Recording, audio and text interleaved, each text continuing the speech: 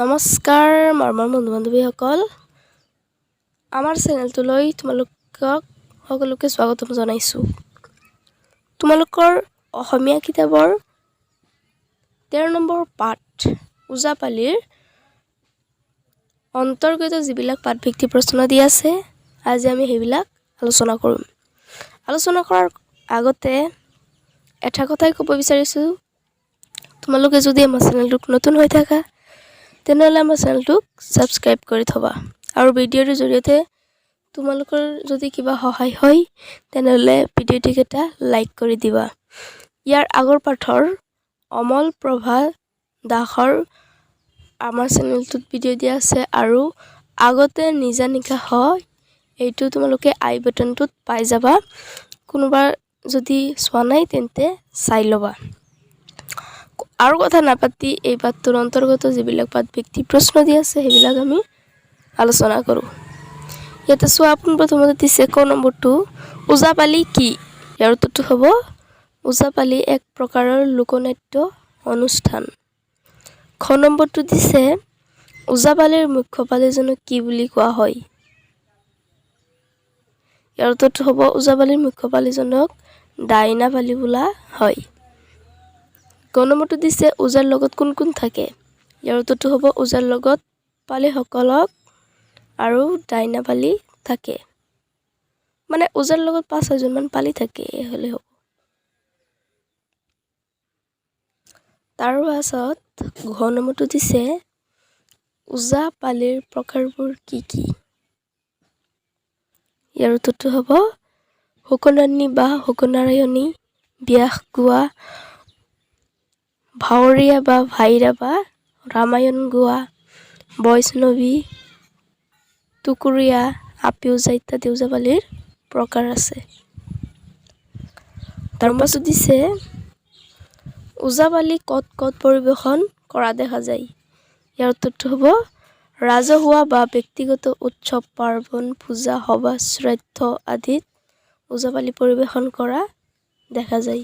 2 নম্বৰটো দিছে চমু উত্তৰ দিয়া। ইয়াতে ক নম্বৰটো দিছে ওজাপালিয়ে পৰিধান কৰা সাজপাৰ কেনেকুৱা? ইয়াৰ উত্তৰটো হ'ব ওজাপালি সকলোৱে চুৰীয়া চোলা পৰিধান কৰে, অতিৰিক্তভাৱে ওজাই মূৰত এটা পাগুৰি মাৰে। খ নম্বৰটো দিছে ওজাপালিয়ে গোৱা গীতসমূহৰ কাহিনীভাগ কৰ পৰা লোৱা হয়? ইয়াৰ উত্তৰটো হ'ব ওজাপালিয়ে গোৱা গীতসমূহ বেউলা আখ্যান, ৰামায়ণ, মহাভাৰত আৰু পুৰাণৰ কাহিনীৰ পৰা লোৱা হয়। গ নম্বৰটো দিছে ডাইনা পালিজনৰ প্ৰধান কাম কি?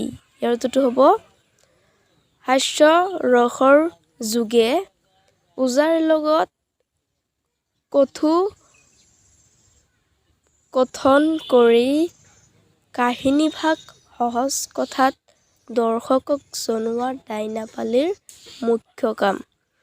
ঘ নম্বৰটো দিছে অনুষ্ঠান পৰিৱেশনত কৰোঁতে কোনে কি দায়িত্ব পালন কৰে? ইয়াৰ উত্তৰটো হ'ব অনুষ্ঠান পৰিৱেশন কৰোঁতে ওজাই দিহাৰে বিভিন্ন সুৰত গীত গাই যায়।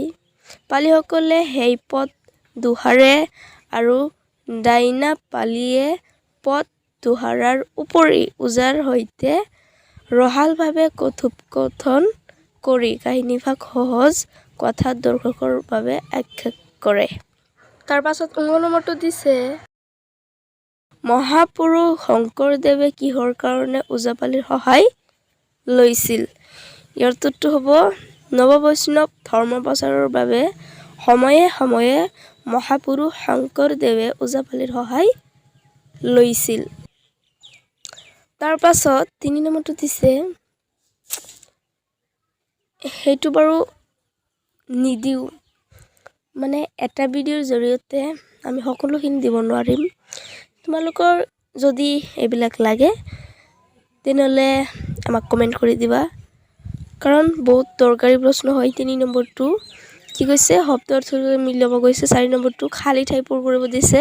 সেইবিলাক যদি তোমালোকে নোৱাৰা আমাক কমেণ্ট আৰু এতিয়ালৈকে যদি আমাৰ চেনেলটোক ছাবস্ক্ৰাইব কৰা নাই তেন্তে আমাৰ চেনেলটোক ছাবস্ক্ৰাইব কৰি থবা আৰু ভিডিঅ'টোক এটা লাইক কৰি দিবা আৰু আগতে নিজে নিশা হ বা অমল প্ৰভা দাস সেইটোতো আই বটনত পায়ে যাবা তোমালোকে